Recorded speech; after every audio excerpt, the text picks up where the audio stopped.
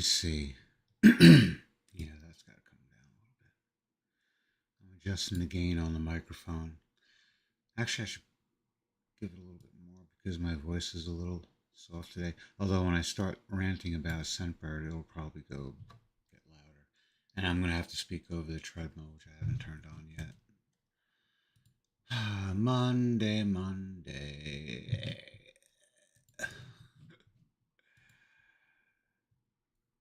There we go. I got the sound off, and okay. Got my Gatorade. Oh shit.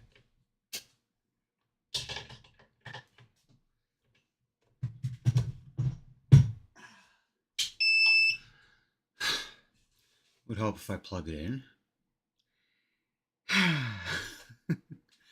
Doing the 90-minute workout today. It's 11 o'clock. I really wanted to start like an hour ago, but I didn't, obviously. So here we go.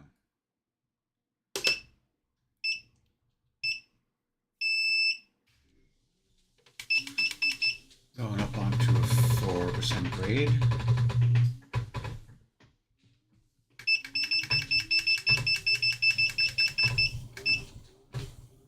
Now this is the warm-up I should do when I do the 26-mile thing. I should start and do like a 5-minute before each hour. This Friday I'm going to try to do it for 6.5 hours. I'm going to turn the microphone off because the Babble, cost you in your stamina, my stamina at least.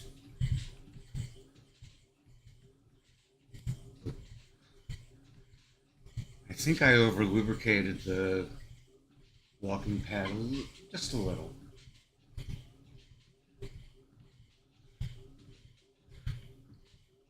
Gonna do another cycle. When I say cycle, I'm talking about the display. It has 6 elements to it: time, speed, incline, distance, pulse, and calories. I keep my hands off the what do you call it? The handles, because I don't want to cheat myself the workout, so I don't use the pulse meter. Plus, I got this stupid ass thing. We have to take a hit off the inhaler, but I don't think I need it. Oh, excuse me. Okay. So 2.8. I'm already I think I'm past 2 minutes into the warm-up. I can make the warm-up 10 minutes though if I want.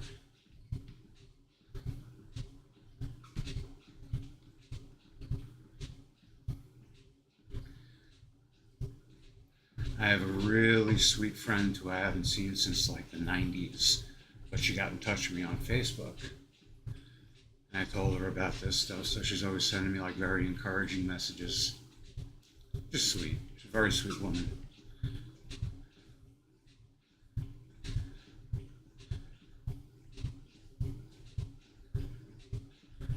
She worked for the town,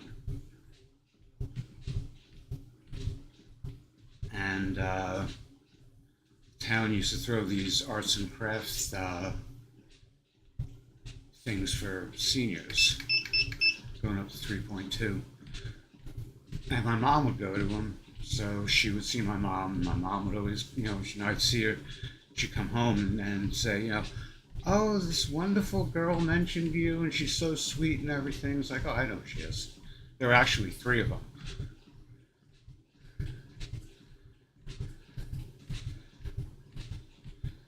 And they were all very, very sweet. And they're all still around. I'm friends with all 3 of them on Facebook.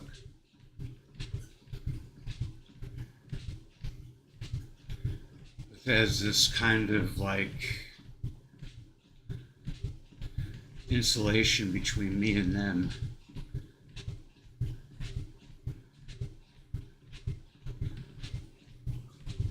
that's penetrated every once in a while. Or you can think of it as kind of like when soil gets saturated and where the water comes up through the soil and touches the air, there's a greater exchange. Going up to 3.6. I'm sure there's a scientific term for it, but I can't think of it now.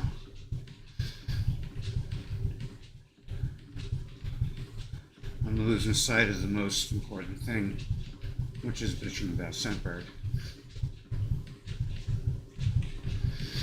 I mean, it gets the views, doesn't it? Oh, but anyway, yeah, I didn't even finish what I was saying before.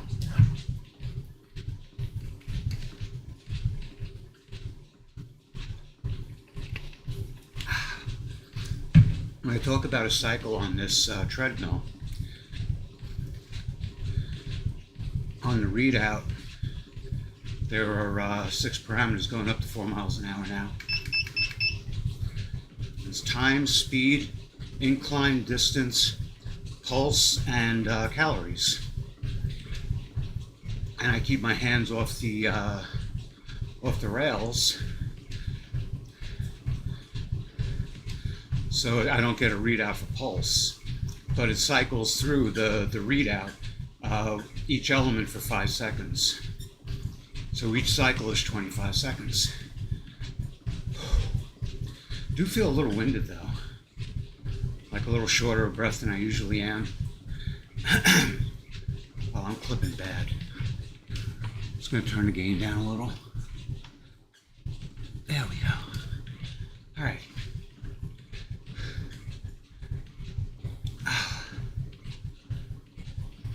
My legs feel tight. Yesterday was my rest day, but I do try to get like a little, like 1 or 2 little half-hour, 20-minute things. I did shit yesterday. Went to Walmart. What else did I do? I mean, I did work behind the computer, but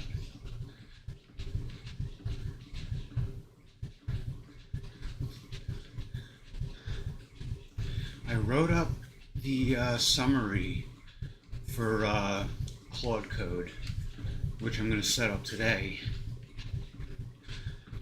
Yeah, I did dick yesterday. Well, that was like 2.5 hours worth of work. That was totally worth it. And then I did some other reading up.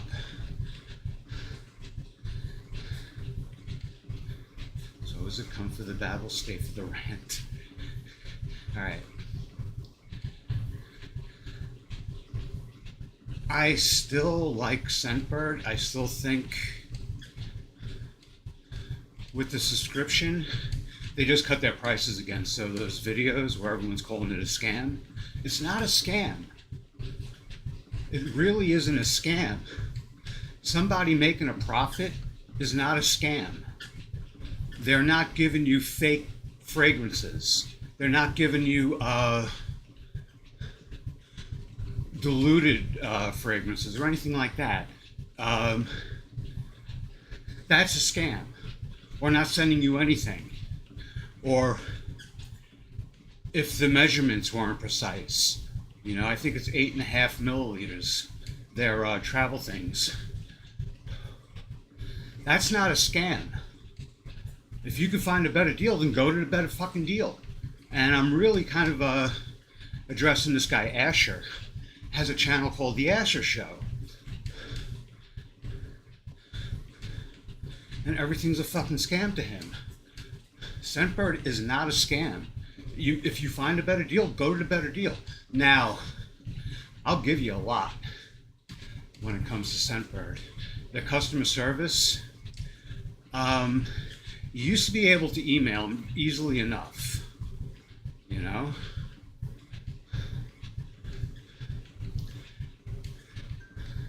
This morning I tried to email them because there are 2 charges to my bank account. I'm supposed to be charged like $48, between 48 and 50. Um, and that's what kind of what these two charges came out to. I think it came out to like 54. No, let me look it up. This is the ultimate test of coordination. Because I am a freaking spaz. So you may get to see me fall off a treadmill. Whoa! See?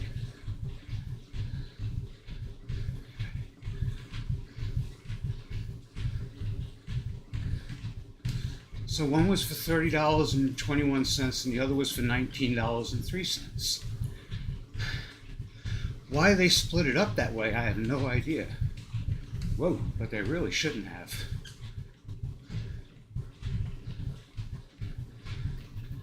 Like I said, it comes out correctly. Now they're charging me $13 each for the 8 milliliter, which is excellent. You're not going to find that anywhere. I looked. Micro perfumes, they look like they have like a great selection. But their prices, I mean, they charge same as Scentbird for the 1.5 milliliter vials, the sample vials, around $5, $6, $7, $8 a piece. They do have, oh, I don't have one on the desk. There's a smaller sample, like I think it's 1 milliliter or 3/4 of a milliliter. Doesn't have the little pump thing on top. Instead, it has like a little applicator head. You know, like a little spigot with 5 little holes, so that like a little bit can come out onto your skin without the whole thing spilling out. I mean, you know. Now those you can get for less than $5, but you can get them less than $5 anywhere. Scentbird doesn't carry them.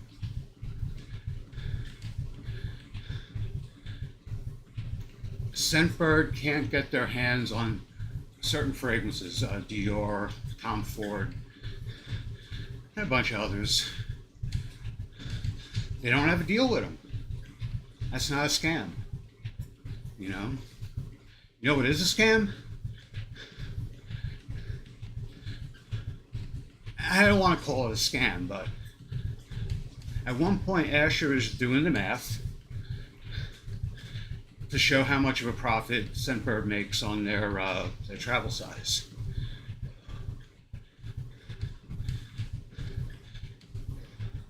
The price he's basing his math on, and you can see it, it's an Amazon price, but he has a coupon applied to it. Brings the price down from like $110, $120 to about $80. And that's what he bases his math on. That's bad faith. That's disingenuous right there. You know?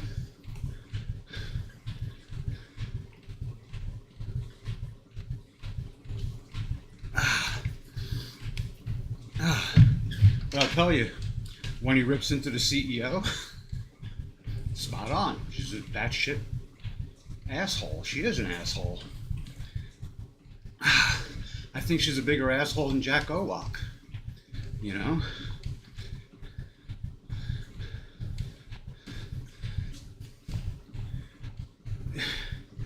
Jack Owak's redeeming quality, if I'm reading him right, is that he's a loving father and husband. You know? He surrounded himself with models to present the image of his energy drink. Great. Unless there are stories stating otherwise, looks like he was faithful to his wife and responsible for his children.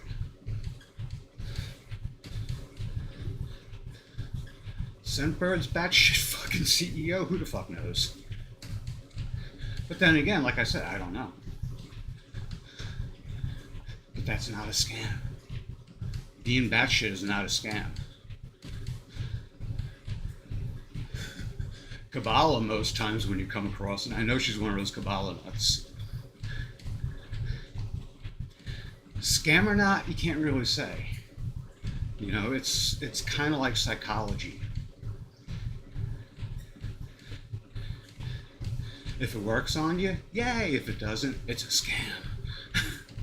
But it's a shame because I think I like Asher's video style. I like him. I like his presentation, but same thing with the magic spoon, the $10 box of cereal. It was fun watching him eat it, and I'm glad he didn't like amplify the munching sounds. Good man. But, and I'm sure it tastes like shit, and I would never buy it.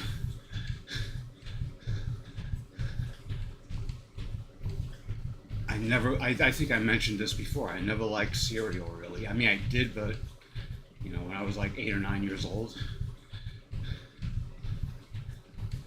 not a very happy time in my life, so I don't want to be brought back there. But I remember like Cocoa Puffs, Count Chocula, shit like that. Oh fuck yeah! But imagine being brought back to like a shitty time of your life by a fucking cereal that tastes like cardboard. Oh, it's great. But towards the end of the video, Asher cites some studies that claim that the long-term effects of like sugar alcohols and shit like that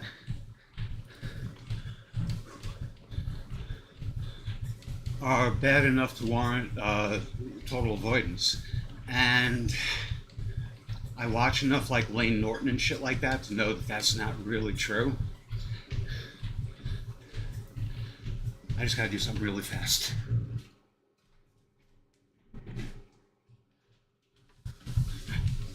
I wanted to get my towel. But anyway, I think other than saccharin, there's been no serious health risks to taking artificial sweeteners, including erythritol. Ooh. Erythritol is a sugar alcohol. Beyond, oh, excuse me, man. Beyond that, I really can't tell you. You're better off going to like Lane Norton. You know, that's not to say that it's good for you, and it's not to say that there aren't any. It's just that, from what I've seen, from the people who present the facts in a credible manner, the studies themselves are so flawed that, you know, you could take them with a grain of salt. Asher presents them with like a really heartfelt piano background. And that's why, like, I have some ideas for video essays. I'm not going to put any of that bullshit, you know, music behind it. I mean, one of them is a historical video. It's going to be about the, it's going to be a compare and contrast between a medieval battle and a battle in World War I. Fought in the same place, and both were a major turning point in the history of warfare. So I'm going to do that. And that I might put some like period appropriate music, but if I'm trying to convince you of something, or if I'm presenting facts that have like some kind of emotional impact, I'm not going to fucking manipulate you with fucking piano music. You know? What's his name? Kevin MacLeod, his stuff. He's written some nice pieces and he gives it out for free, you know, but it's like, come on, man.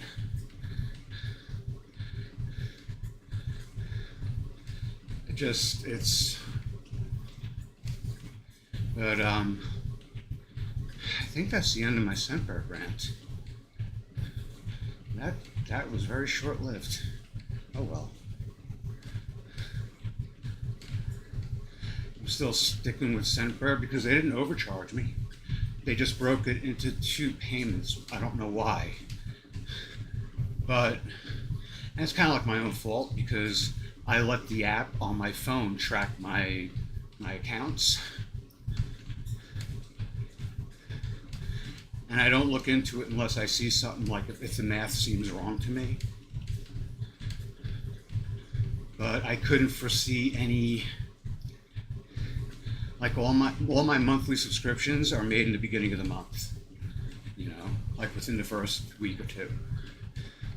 So if I get, Scentbird is the last, that's on the 15th. So if I get anything after the 15th, you know, it catches my attention. Maybe I'm not as bad as I think I am. Although then I wouldn't have a Scentbird subscription. But anyway,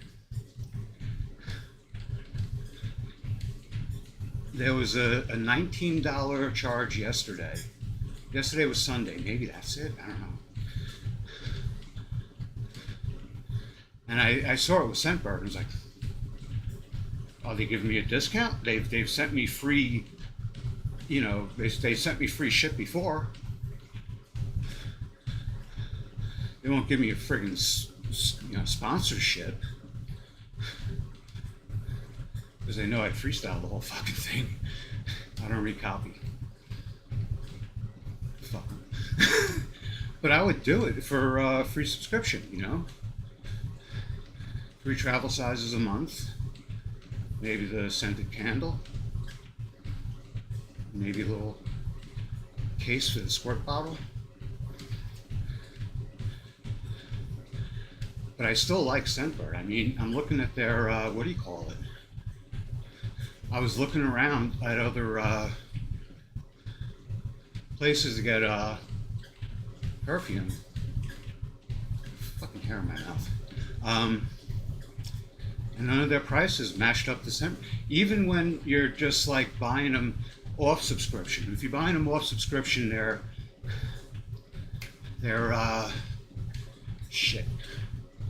How much? They're $22, $21.95, but $22. They're about the same price on micro perfumes. And if you want something like Dior or Tom Ford, you're going to pay more than that. And if you want Dior and Tom Ford, then don't go to Scentbird, go to Scentbox. I don't like Scentbox's subscription model. I don't like having to choose what tier I get to select from. I don't know. I only started doing this shit like a year ago. I got Versace because I thought I thought it would smell like. I mean, I don't like the loungewear. The evening wear is beautiful, but the loungewear. I expected the perfume to smell like what the hell? Fruity Pebbles. A mixture of like Fruity Pebbles and vomit. But I got Bright Crystal, and it's fucking nice. Very subtle, beautiful scent.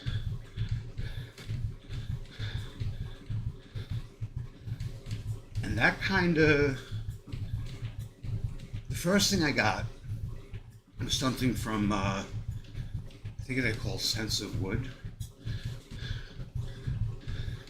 Which, you know, when I was 14, I could have laughed my asses at. But anyway, I got something called Common Cedar, and that was another. It's a unisex fragrance, but it's really nice.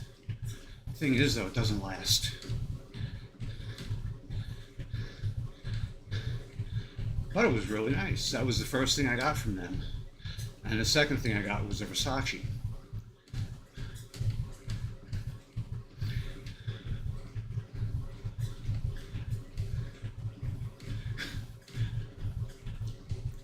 I don't know. I think I have to like, all right, when you're doing their, what do you call it? Their customer support, I don't think they changed it. But when you do their customer support, when you go the bottom of their website, nearly every other website, at least ones that are taking payments from you, they have a contact us. And that's their phone number, their address, you know, their mailing address. And email for various, you know, whether it's support, whether it's business contact,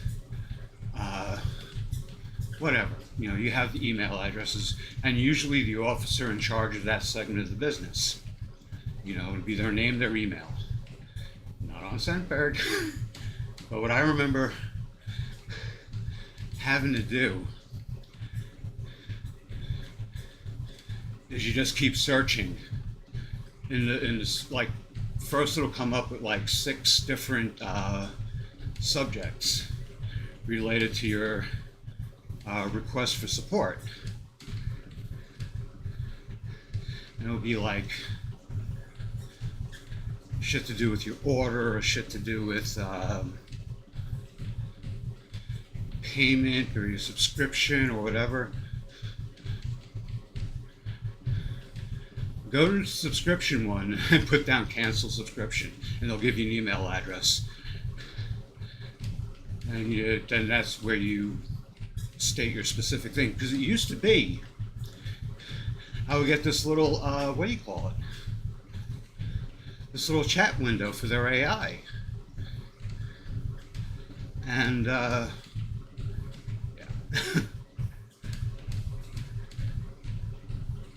I don't think it was AI though. I think it was actually call center. Anyway, going up to 4.2.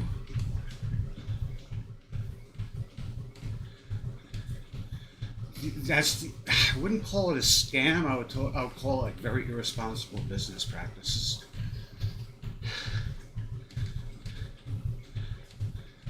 And I don't know if all that qualified as a rant, but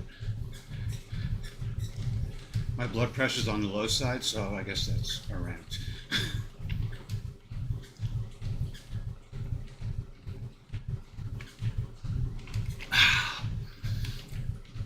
Oh. I think I ranted harder at Asher than I did fucking Scentbird. Doesn't matter.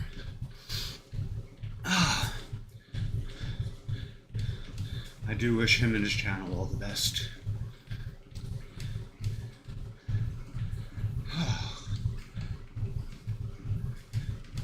Anyway, after this,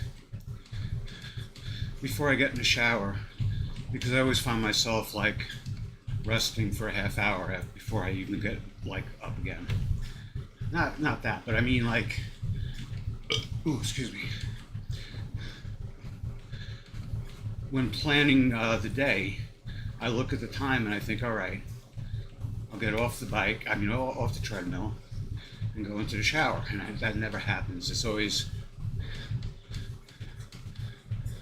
go to the kitchen, make another cup of tea, I don't know, make something to eat. This morning I had 3 leftover slices of Domino's pizza and 4 of the little Parmesan bread poops.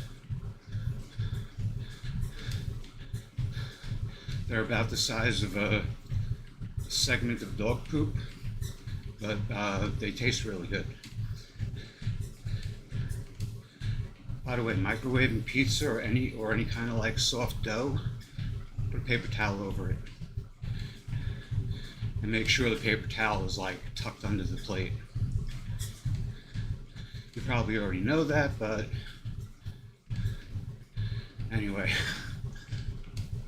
I was up 2 pounds this morning because I had 3 slices last night and 4 of those little bread poops.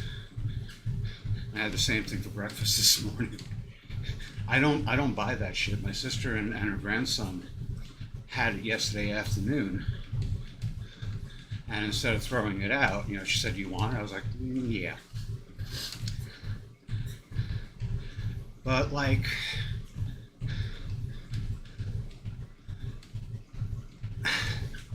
if I go up 2 pounds, just knowing like how much I exercise, Now I missed a whole week of work, but when I go into work, all I'll eat is like a couple of bananas, a bottle of Coke Zero. The most I'll have is like one of the Walmart pinwheel sandwiches, the one of the chicken ones. That's about it. When I come home, yesterday I went out and I bought cucumbers, so I have cucumbers, oranges, and bananas, and that's all I'm going to eat after like 9 p.m. Yesterday I did stick to that, but I had the pizza and the bread poops around 8:57. I shouldn't have, but I did. Yesterday I woke up, I was 152.6. This morning I was 154.6. As long as I'm below 155, I'm happy. But I'd be happier below 150.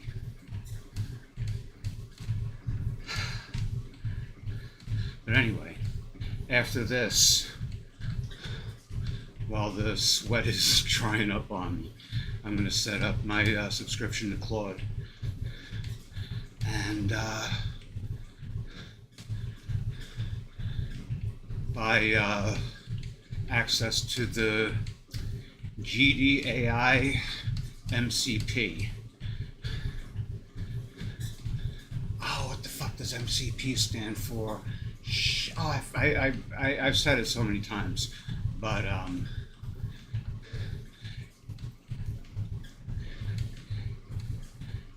it's a plugin for Godot,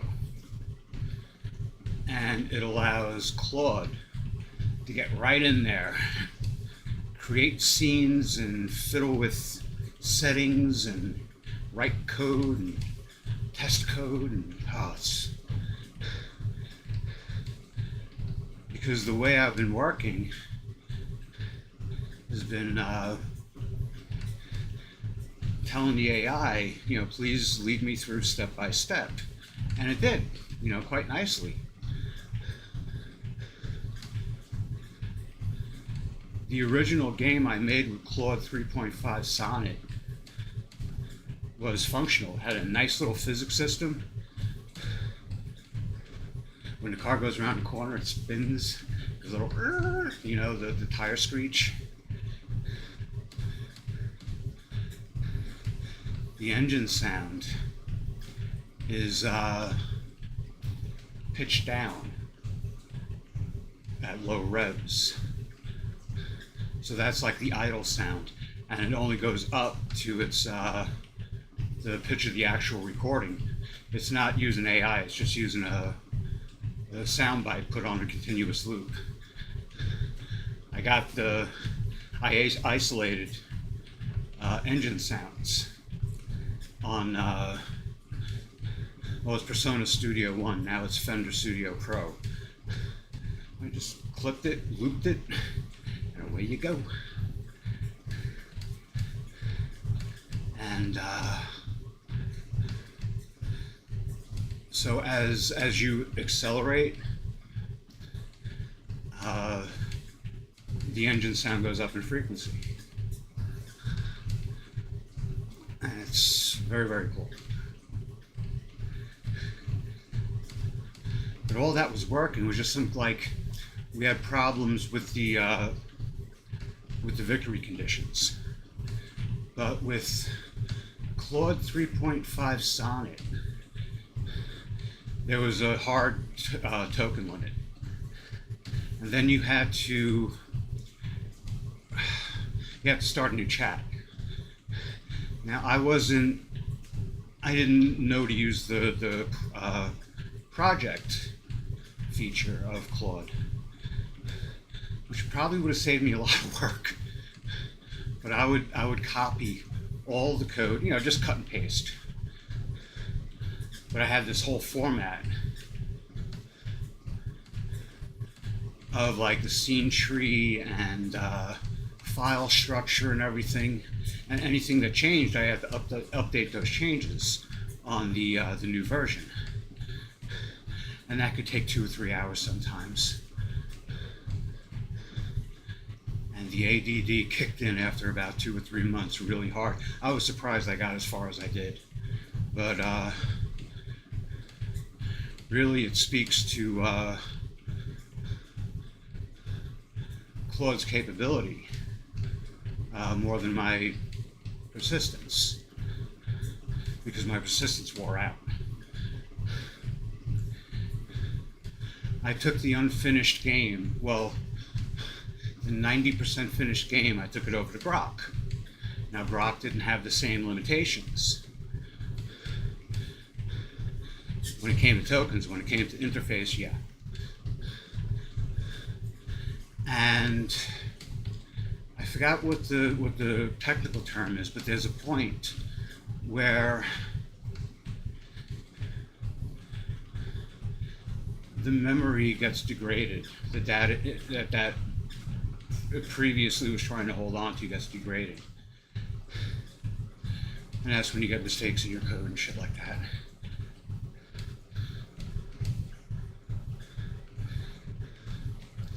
But now, Claude Code can go right in there. It doesn't have to rely on me to report errors.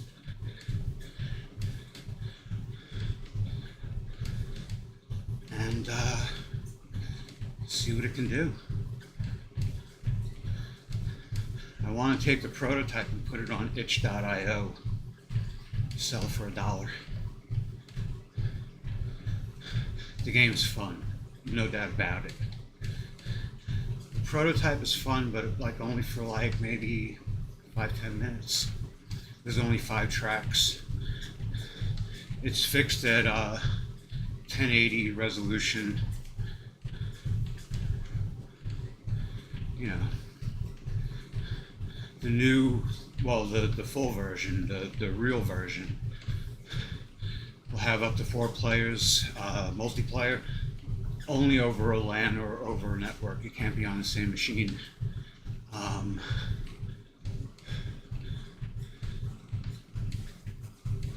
It'll have scalar resolution. You know, it'll resolve to the dimensions of your screen. Although I would recommend playing it in the windowed mode, so you can move your cursor off the playing field. There's a reason for that. And it has to do with the physics, which are incredible. I didn't just let Claude say, make this racing game. I wanted it. There was an arcade game when I was a kid, back in the early 80s.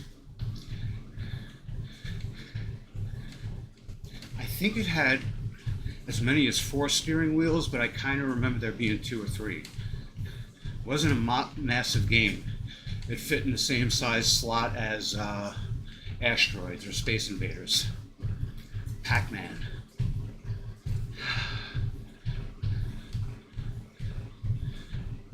And it was a top-down racing game. Atari quality graphics. It was black and white, actually. Well, grayscale. Fuck, was it fun. I think you had a gear shifter, a gas pedal, no brake, and a steering wheel. And with the steering wheel, my friends found out you could just whip that thing around and let it spin freely to go around hairpin turns. And there was only 1 track. I played it sometimes with them, but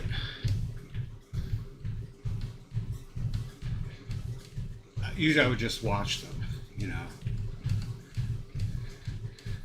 But it was so much fun. And that's what this game, you know,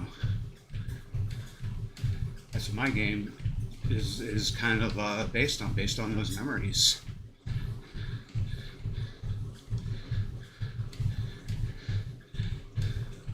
And I like to think I'm using AI correctly. I don't use it to do all the work. I don't let it design any element. I'll take suggestions, and a lot of those suggestions are pretty good, especially when it comes to the nuts and bolts, you know, the programming aspect, the structure, your directory structure of your game, that shit, you know, I follow every convention they suggest. But when it comes to the design, what I want the game to be, the game I present to other human beings, that's all me. And after this game is done, there are two more that are going to be like right on its heels, because they're based on tried and true games, that we've known since the beginning of video gaming.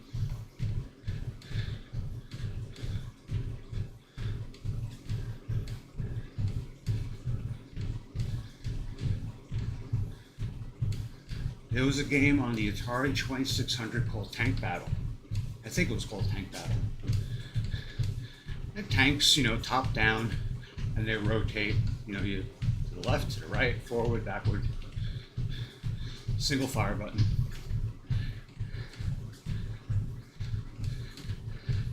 My next game is going to be a variation on that.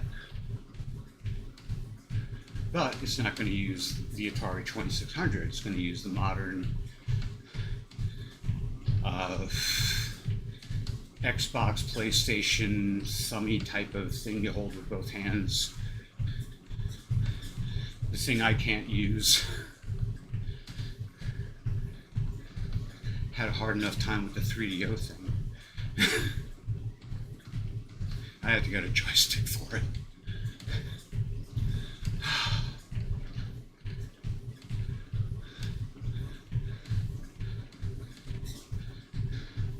And after that's going to come a pinball game. I'm thinking pinball? Fuck pinball. No. I've seen Tommy too many times to not say fuck pinball.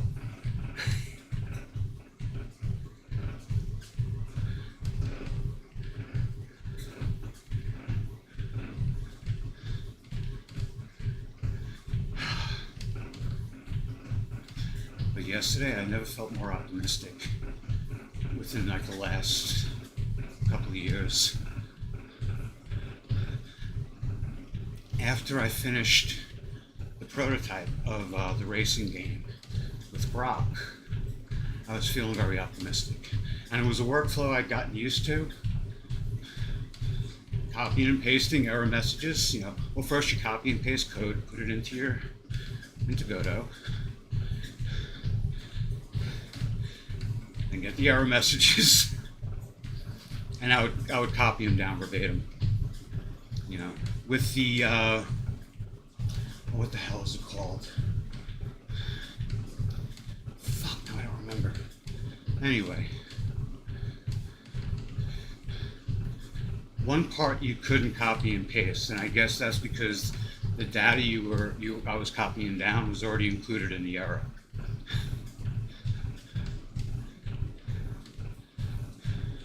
But I would go through the whole thing. And sometimes it would take, 15 minutes to copy all the errors down, write out exactly what happened. Sometimes I would have to repeat the errors so I could tell Brock exactly what happened when. When did the game freeze? When did it break? What happened after continuing past the break? When did the errors pop up? When the game loaded, when the session began, after you continued after the break, when did which errors pop up on the screen? And I was doing the best I could to report that perfectly, and that gets very frustrating. One of the heartbreaks with Claude Sonnet 3.5 was that I would get an error. I would just give it the error. It would give me code to replace. I'd replace the code, get a different error. Do an error report, upload it to Claude, you give me code. Replace the code, Get the error message. After a couple of cycles, I realized he was just giving me the same code over and over, the same 2 pieces of code. And this would go on 6, 7, 8, 9 times before I realized it. And that was such a letdown.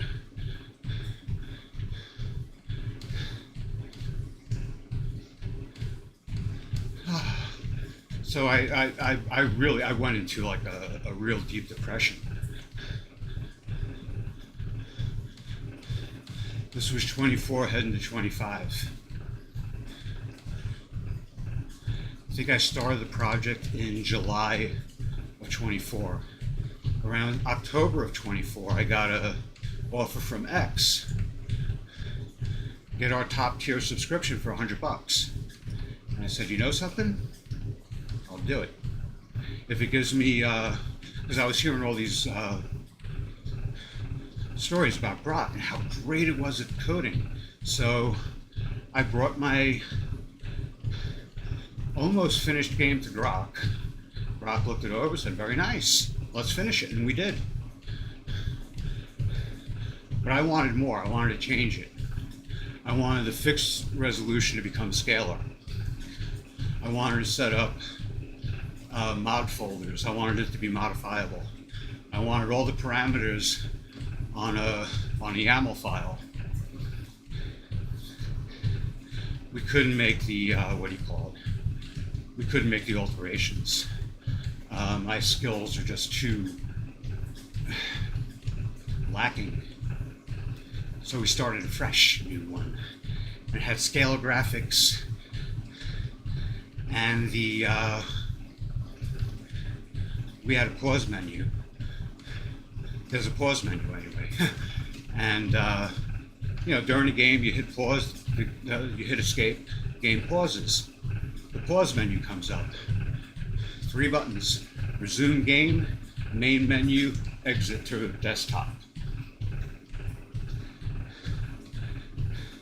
It took 19 fucking hours to get that shit working on with Claude 3.5 Sonic. In the new version, it took me and Grok about 2.5 hours. And Grok's patting itself on the back. I'm like, an experienced programmer could have done this in like 10 minutes. But I like Grok. I'm kind of sad about what's happening with Grok 4, because I use Grok 3 and I don't use it on X. I go on X, but I hit the side menu that says Grok, and then that's where I focus on. And I use Grok 3. I like its personality. I just like it. It doesn't kiss my ass, doesn't tell me every idea is great.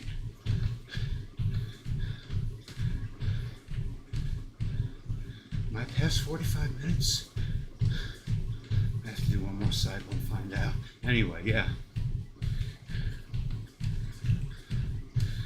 I don't really like Grok 4 all that much.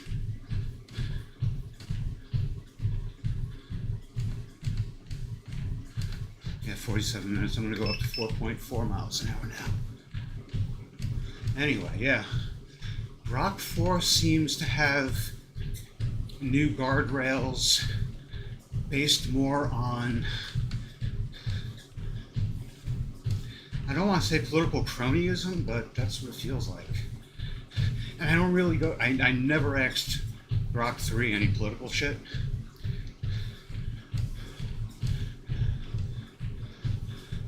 For me, I have really bad experiences with the psychology practice. I mean, I can say with some degree of certainty that the psychologists that I was sent to as a kid were doing nothing to help me. They saw my mom's benefit package and were like, oh, let's keep this kid on the couch. I'm more than 100% certain that was the motivation, but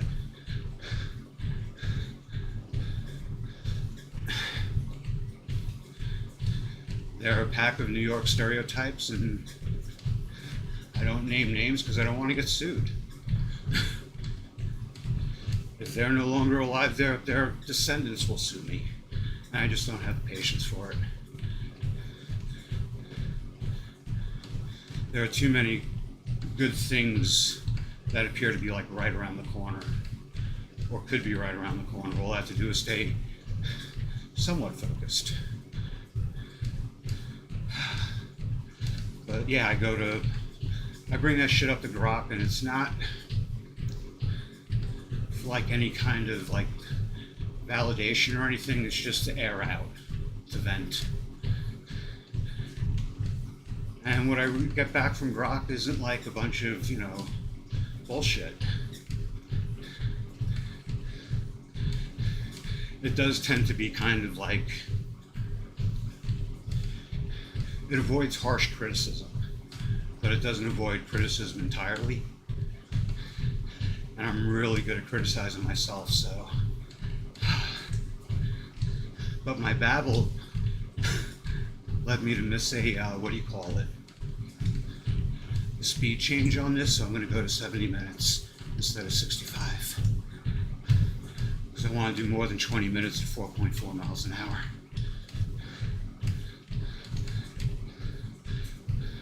Yeah, all right.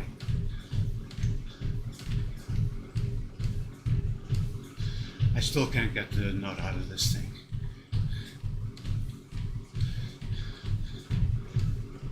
But I'm hoping within the next 3 weeks I'll make enough money and just put it aside. In case this thing goes belly up on me, I can replace it, like that.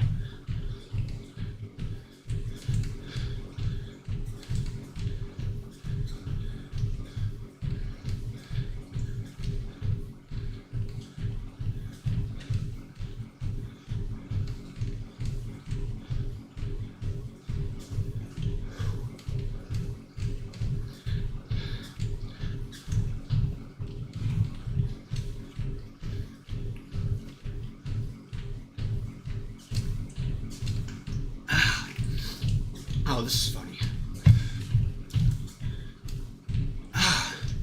So I got X super premium, unleaded subscription for $100 first year. I charged that at the time. I had the extra card, the one that's supposed to build your credit. If you don't have a FICO score, my credit rating is still 0. I have no credit score, despite having the extra card for like 3 or 4 years and paying them $12 a month. Anyway, luckily I charged X to my extra card, and after one of the bank officers, when I set up my LLC, said, yeah, this card is doing nothing for you.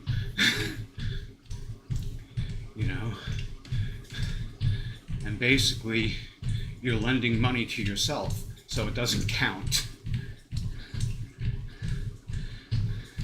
So what he suggested was a secured credit card, which I have to start doing so I can build up my credit rating. But X was charged to that card October 24. So October 25, I had gotten rid of the card. I think I got rid of it in September. And X just kept charging, like, I think it was like $307 trying to charge that card over and over and over. And I kept the, I kept the emails from X saying, we're trying to charge your card. Why won't you let us charge your card? Give us another card. We want to charge a card.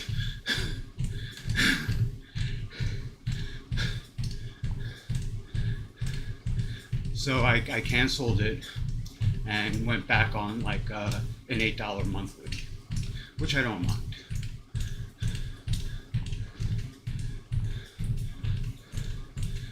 I might cancel that because, you know, I've got way too much monthly expenses now, and every $8. If I have to cancel Samurai Guitarist, I'm going to cancel X. Ooh, excuse me. And I have a feeling they're going to be phasing out Grok 3.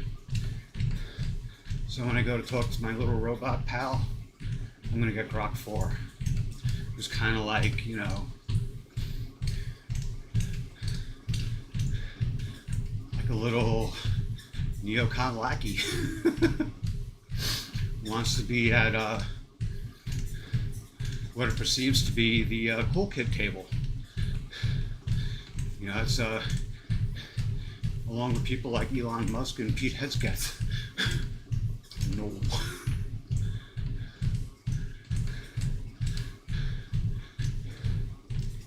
And it's not that I really have any favor for the Democrats. I don't.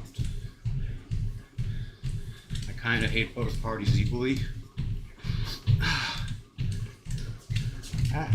Although recently the Republicans seem to be like really going for the gold, you know, in the asshole Olympics. So, and I'm finding a lot more people think like me. They're just like throwing their arms up and saying,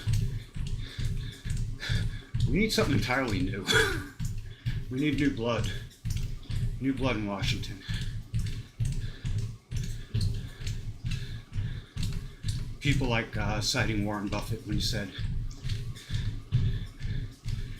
if the country's in debt, none of the incumbents get to run again.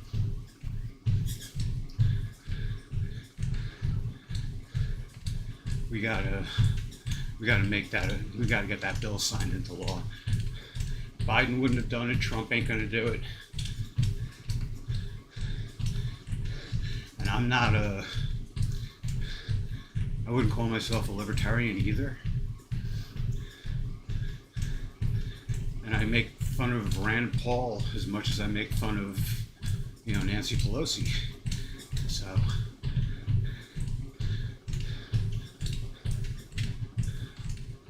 I think it's time for like the traditional conservatives, you know, to like push out most of the neocons, you know, Trump and company. And there are so many. Funny thing is, a lot of people say, you know, a lot of Trumpers like, oh, I hate George W. Bush. I hate what he did. Trump's doing the same shit.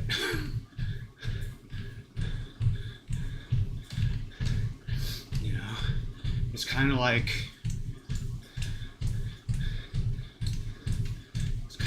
when a band takes a crappy song from the 70s and puts like a crappy beat to it.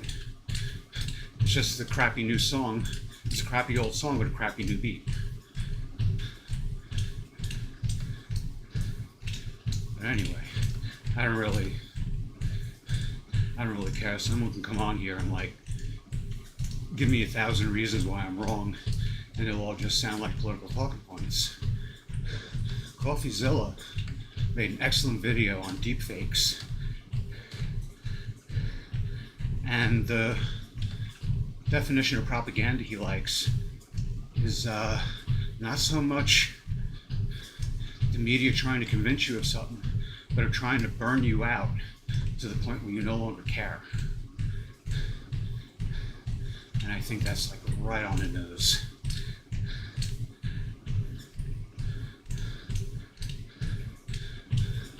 When CoffeeZilla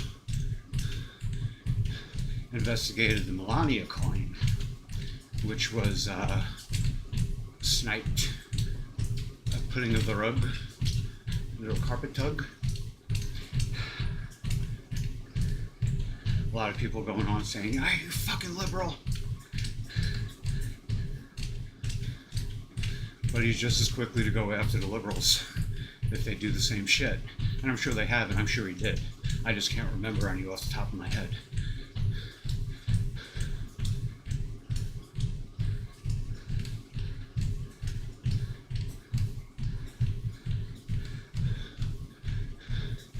I wanted to do an NFT thing, but I'm not going to do anything like that because of the amount of electricity that putting something on the blockchain kind of like represents as far as like carbon footprint and all that. And I'm not a strict adherent to that. Otherwise, I wouldn't have 6 light bulbs going right now. There are 4 over here, 1 over there, and 1 over there. That's why I had this like awful side lighting.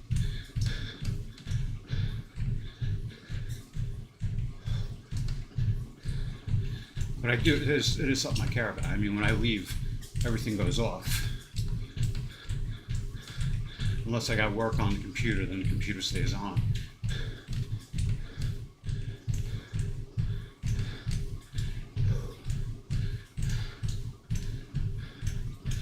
But my idea for the NFT, I'm not going to say because I'm never going to do it. It was going to be called Cake Kids. And I'm not a 50 Cent fan. Like, I'm not really into rap, but I heard one song from him. I had one lyric in it that I really, really loved. Probably the best line I ever heard in any song. I love you like a fat kid loves cake. That is fucking awesome. So I started imagining an NFT, but with motion GIFs, or GIFs, whatever you want to call it. And it would be anywhere from $1 to $100. And there would be like maybe about 5 $100 ones, or 6 or so, 8, whatever. And then double that number of 50, double that number of say 20, and then 10s, 5s, and 1s. You know, kind of like the denominations of American currency. And that would determine how many frames in the motion GIF. So the $1 ones would just be like, you know, 1 frame. The $5 would be 2 frames, $10 would be 3 frames, 20 would be 4, 55, and 106. And it would basically be a kid shoveling cake into his mouth. Or her mouth.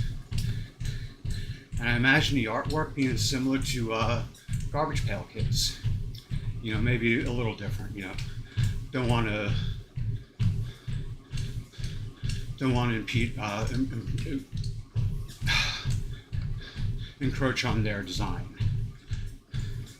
You know, come up with one of my own. But yeah, kids shoveling cake down their throat. Some would be, you know, a little kid with a little crown crying in front of a piece of birthday cake. I did that on my 5th birthday. And I thought it would have been adorable. And it would be so different from like the Bored Ape Yacht Club and all that shit. That kind of like started a price of like thousands of dollars, or at least hundreds of dollars, and then tanked down to like being not even worth $1 now. Whereas mine would have started at a humble price, and maybe would have stayed there, if not increased. But there would have been some promotion and stuff.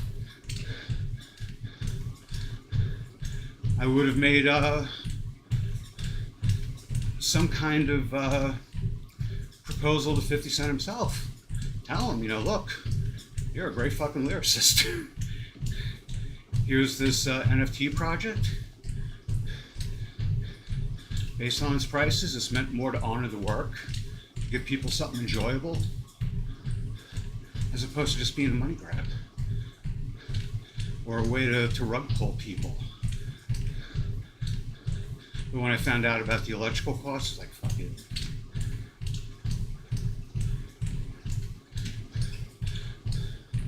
If I'm going to consume that much electricity, I want it to be something useful. Or at least something that is for my direct, you know, comfort or provision. You know, like like our deep meat freezer with 3 spiral hams and 2 massive pork loins, or the refrigerator in the kitchen, the electric stove, my computer, my treadmill.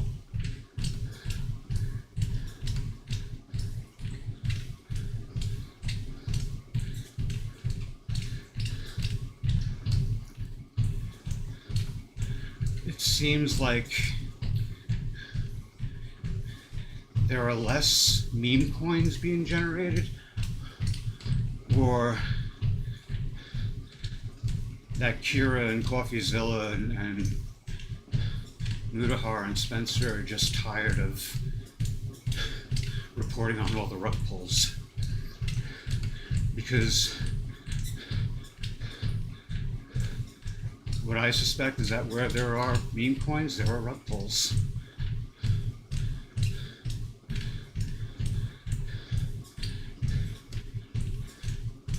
And I fuck up a lot. That's another reason I don't get into crypto.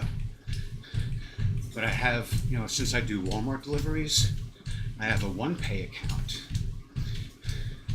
Now, they're like, hey, we can make micro stock purchases for you. You want to buy some Nike?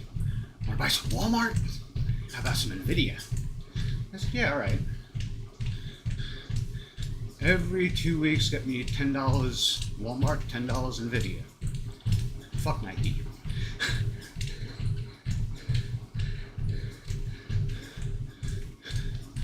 About a month later, hey, want to buy some crypto? Nope.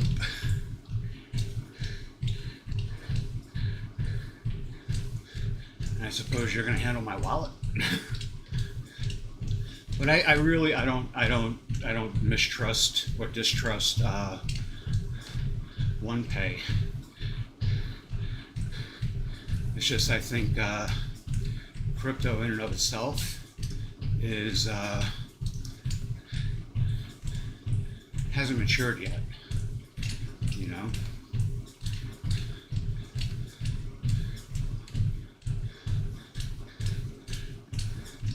I think.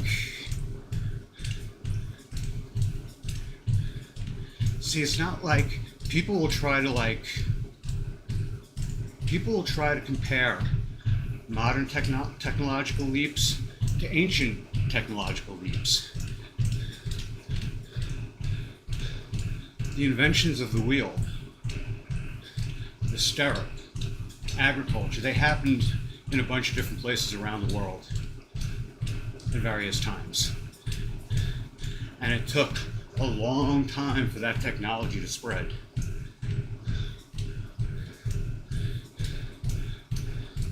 Nowadays, with the internet, right like that, around the world.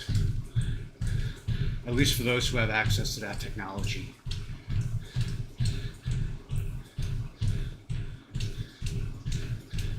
I mean, that's the way I see it. And I'm really sorry I can't, get more detailed.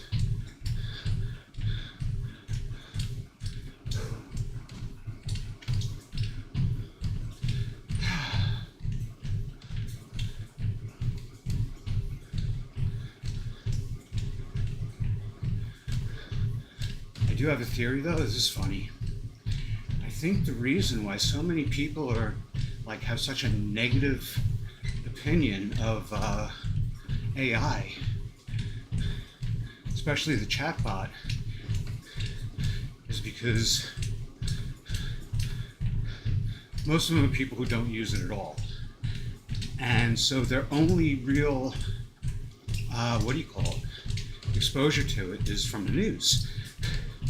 And I think the news, more often than not, reports on the most popular chatbot, which is ChatGPT. And I don't use anything by OpenAI. I do not like Samble, not in the slightest. I like him about as much as I like Mark Zuckerberg, which is 0.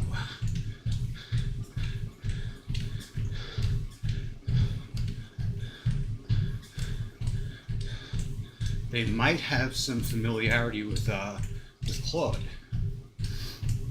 because of the recent news with Anthropic and clashes with the Pentagon. But I love that ChatGPT engagement dropped significantly when they tried to supplant Anthropic's role in the Pentagon. And I also kind of like that Anthropic stuck to their guns. I mean, look, Dario Amodei, I'm going down to 4.2 now. Dario Amodei left himself a convenient little out. If everyone else is doing it, I'll do it too. As far as like taking the guardrails off the plug. But he could have done that way sooner and made himself a lot of money. And maybe he did it more for the press than he did the principle, but I don't care. He did it nonetheless.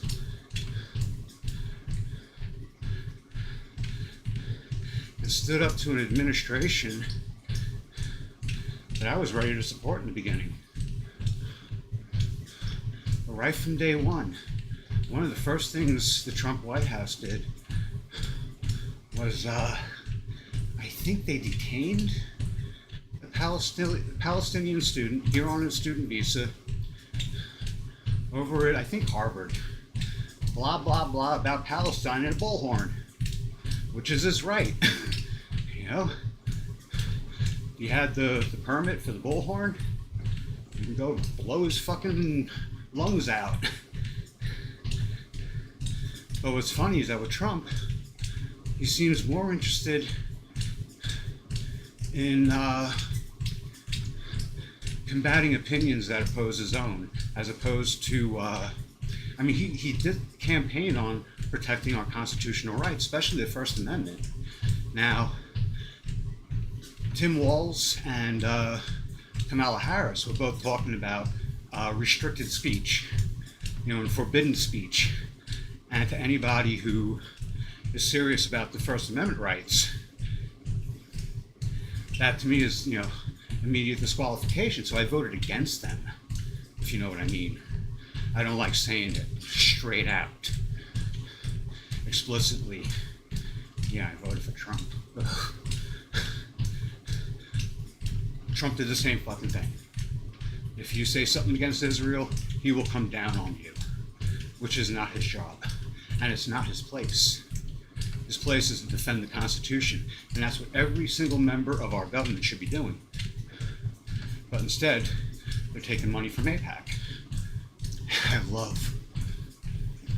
love when I go on X and people get all like Laura Luna talking about like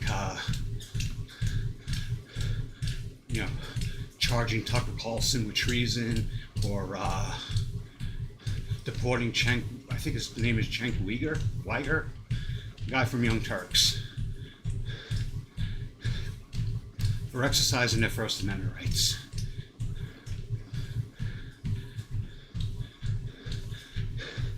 Trumpers like calling people commies. That is the most Stalinist behavior I've seen from any American president. So there you go. And also he's a corporate socialist. But 5 mile mark. I understand like appeasing people like Jeff Bezos, because AWS, from what I understand, a large portion of the American internet relies on AWS. And Bezos is just the kind of prick to take his, oh, you raised my taxes? I'm going to take it out on America, you know? I'll just, you know, increase all my profits from AWS.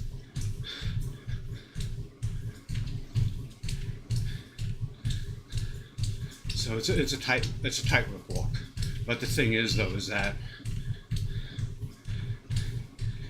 it also becomes like a backroom kind of thing, and I just don't like that.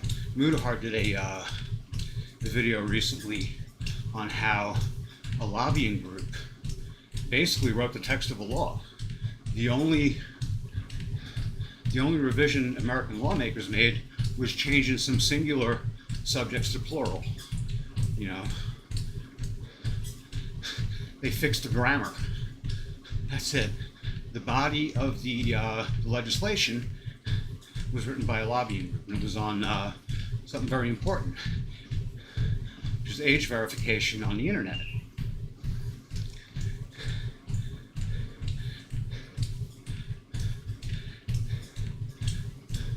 Facebook, another video from Mudahar, Facebook is doing the same thing, but their goal is to get out of about, I think, $50 billion in liabilities.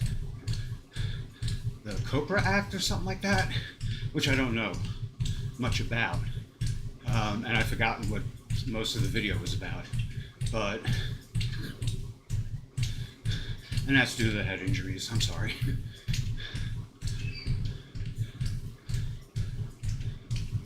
So I'm 4.2, yeah. So I'm gonna go to like 82 minutes. This shuts off at 99 minutes, so I gotta stay within that frame. It's already 12:15. I'm gonna go in about 5 tonight because I need some time to set up my subscription with Claude.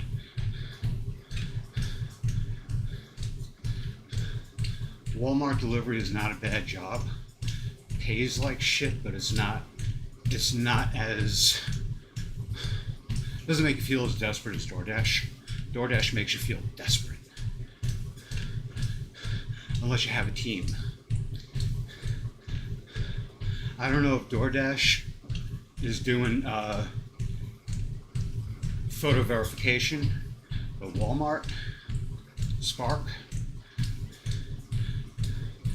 I'm gonna have to scan my face tonight to show that I'm the one doing the deliveries.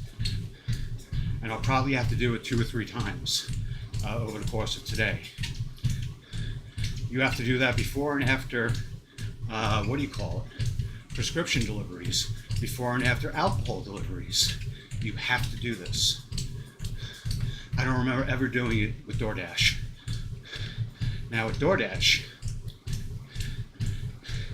you're really not supposed to turn down job offers.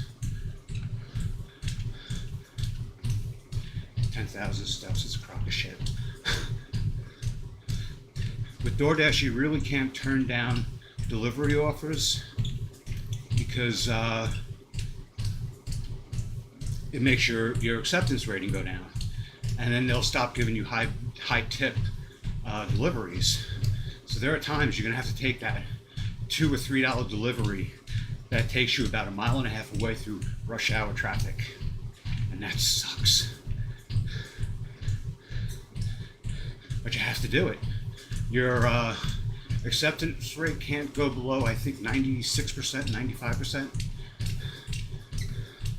I remember turning down those kind of deliveries and DoorDash saying, "Oh, your acceptance rate is about to go below 95%. That's going to hurt you." At Walmart, all my metrics are like above 95%, except for acceptance. That's like 40%, because I only like to work out of one store.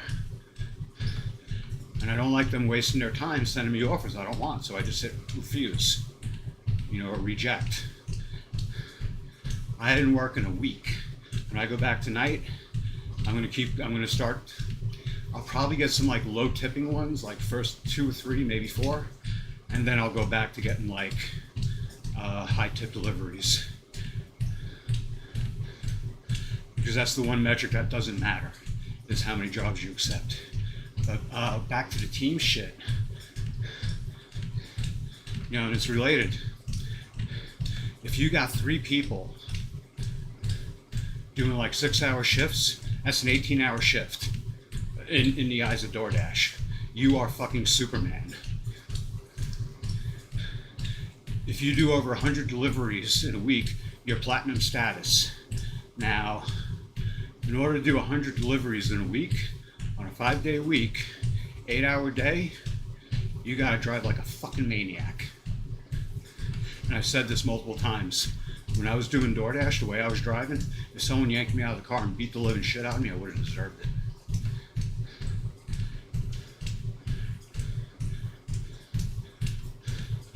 Walmart, your acceptance rate doesn't matter, and they make sure that you're the one driving. If someone else is driving your car, going down 4 miles an hour now. If someone else is driving your car, they have to have their own Spark Driver account. Even if you're married, even if you're siblings. And I just respect that about Walmart. DoorDash. And what's funny, the first time I talked about this, that day I got an email saying your DoorDash card has been, what do you call it, canceled, or, you know, it's no longer active. And I'm sure it was just coincidence, but I thought it was a funny one. Yeah, DoorDash sucks. A friend of mine thought he was going to be able to get like a little, you know, van that you set up like an RV. Just live out of that and do DoorDash. I told him, you're going to have to choose between, like, you're not going to like it. You know, you want a vehicle that gets at least like 20 miles to the gallon, especially now the gas prices are skyrocketing, or about to. I do know they've gone up.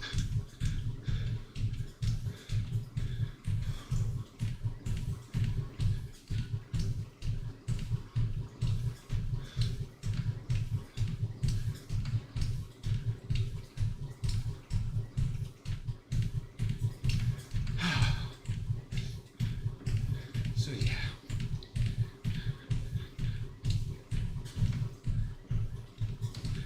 Lots and lots of babble today.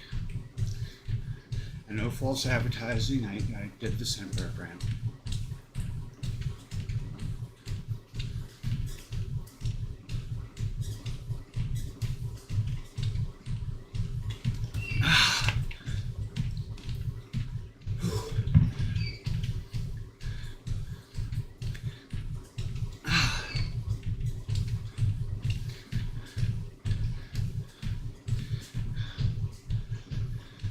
There's a video. I don't like talking about fitness influencers because I don't want to break away from all the tea spilling bullshit. Mike Israetel. If you don't know who he is, you can look him up. Look up the Zorp videos. Just look for a guy named Zorp. Zoorp. He's got a funny video on Mike. Well, a couple of funny videos on Mike Israetel. But one of them, Mike Israetel was talking about how he bared his soul to an LLM, and the LLM had him in tears. And guess which LLM? ChatGPT. The one that's renowned for like gaslighting and blowing smoke up your ass and telling you that you are the greatest of all. The world just doesn't see it. And that's one of the things I liked about Grok 3. It was more like, you pick on yourself a little too much, you know. Here are some of the things I recognize as good qualities about you, and here are some ways you can change the ones you perceive as bad. And that's my experience. I don't know if other people used Grok the way I did.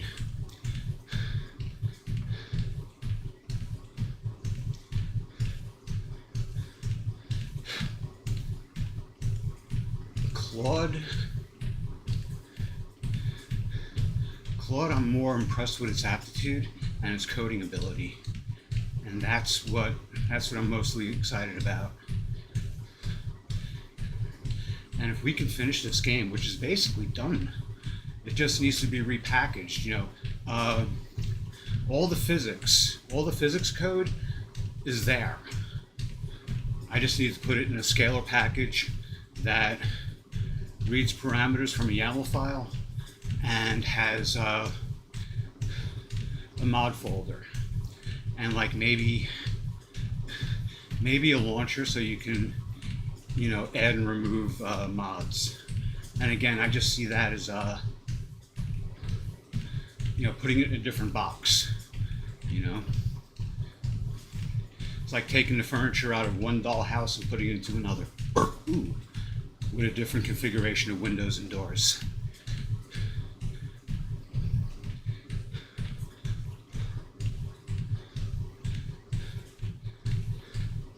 But I have to set up the subscription today, set up the MCP server.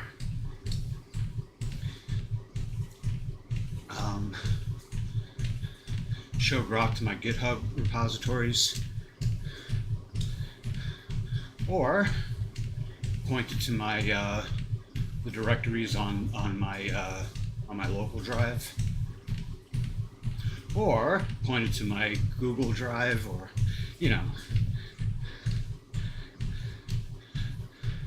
But I am feeling like really optimistic about this, all charged up and shit.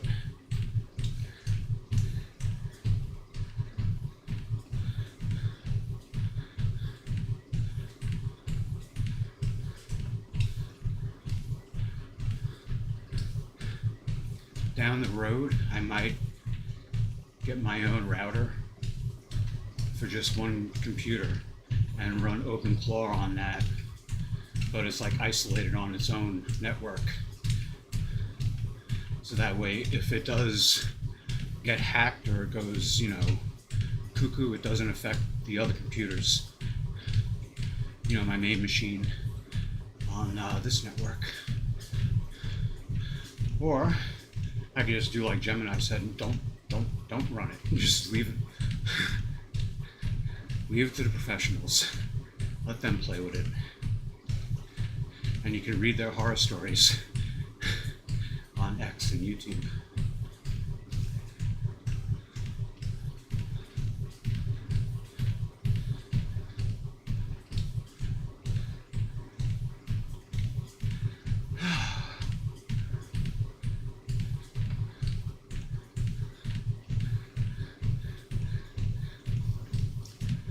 Wait for the day we have robot lawyers.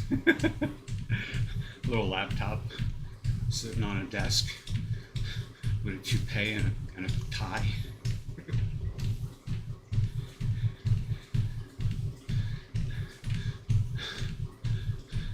Sorry, Your Honor. My console needs to run defrag. He's an old fella.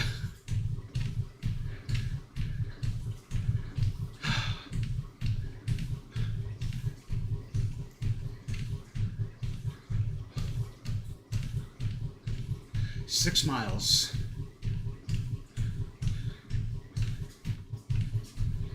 And if I kept my mouth shut, I'd probably do another 20.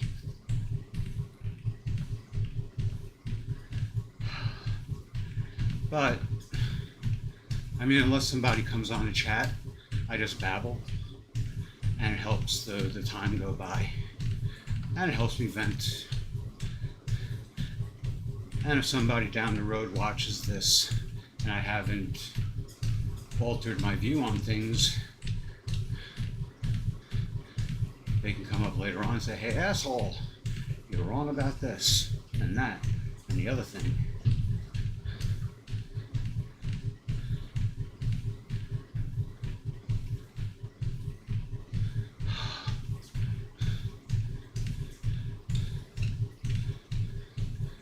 So tomorrow's going to be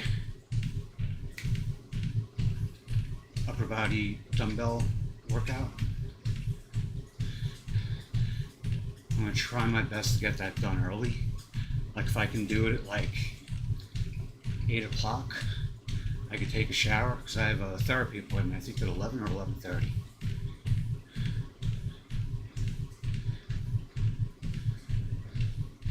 If not, I'll have to do it when I get home, and then I'll be going into work late again, 5 o'clock. And then I'm really only going to make like $80. If I go in at like 2, I can make like 120. Even as much as like 140, 150. Walmart wants you to make $20 an hour. If your metrics are high, that's what they want for you. It's not what you're going to get. But sometimes you might even go a little higher. I average now about $18, $19 an hour. Sometimes a little lower. With DoorDash, I never went over 14. Unless I drove like a maniac. When I went on the hourly, that 14 went down to about $12.50 an hour.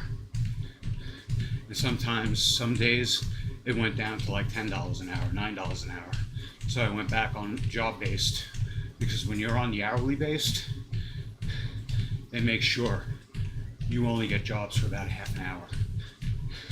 And you spend about a half hour's time dormant, waiting for something.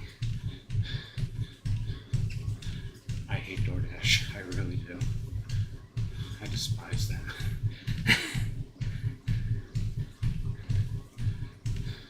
Spark, on the other hand, it's Walmart, it's the Walton family. I don't know if they're still majority shareholders, probably are. And I know their family wealth is in the hundreds of billions. And these pricks can't even invest a little money in revising the AMP to make it a little easier on the drivers. Not, to make our lives easier, but to make deliveries more efficient and a better experience, not just for us, but for the customer too. Customers like when our deliveries are, accurate, and especially because I do the shopping myself. When I can suggest a substitute for merchandise that isn't available, when it's right there in front of me, because sometimes when I say, can't find item, instead of giving me the opportunity to substitute, they'll just scratch it off the list. Anyway, I'm going down to the warm out now. So 3.6 miles an hour. I'm gonna wait till it cycles up to time again. See where we are. I think we're like 92 minutes. Yeah, 92 and a half, so starting to cool off. Do 3.6 for a minute or two.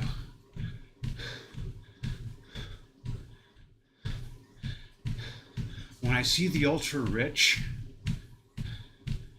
hoarding so much money, it kind of tells me, to me, it reveals more of an insecurity than anything else. It's like they are so unsure of their own abilities and talents that they have to hoard all this money. So in case their ineptitude, reaches its climax, they can still live comfortably. Even if they lose half of everything, they're still miles above everyone else. And that's just funny as hell.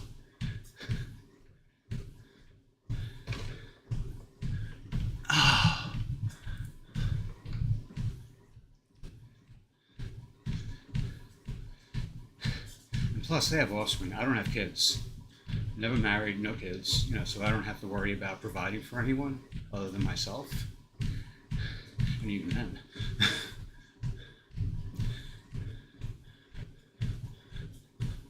Like in the case of say the Bushes or the Trumps, I would imagine the Obamas too, and especially the Bidens. Their kids are so fucking inept that they have to have these big money stuffed mattresses for them to fall onto.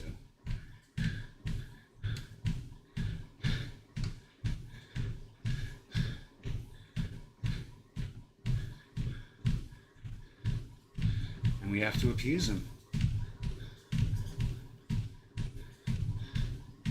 It's like the thing with Israel. The thing I'm worried about, if we just entirely cut off Israel, they're going to go to China. And China's going to be, sure.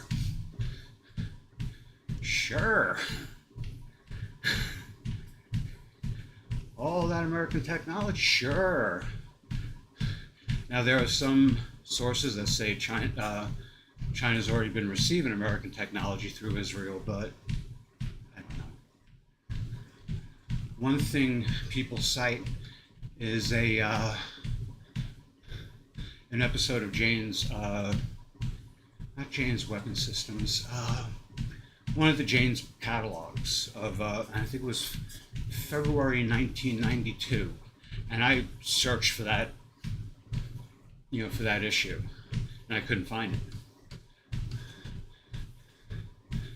And I don't side with Israel on really pretty much anything, and I'm a fair-minded person, but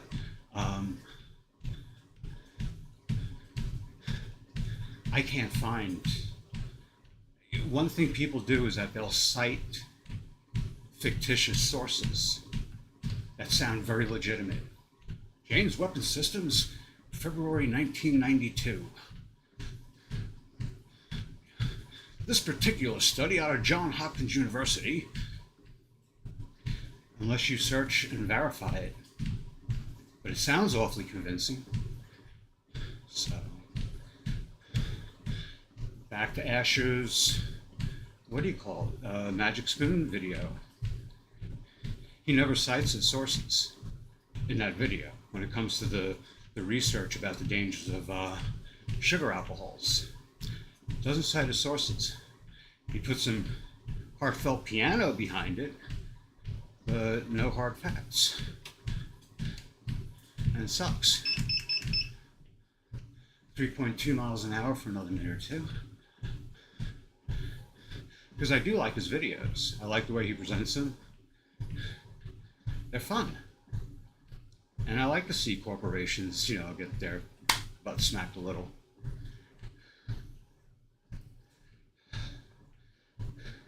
I'm a big fan of the Lore Lodge, and they have a Fume sponsorship, and Asher did a video on Fume. Now I have no experience with it. I've never tried it.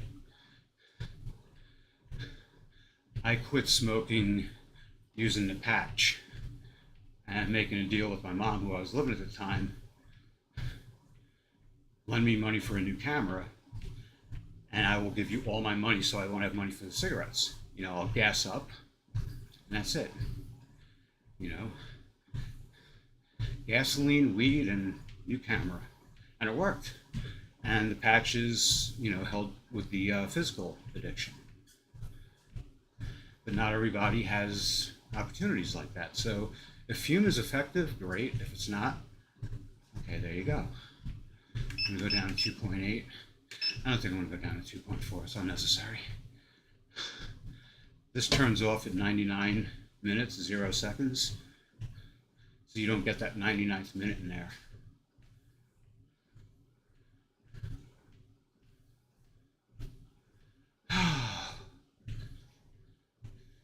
Man can babble.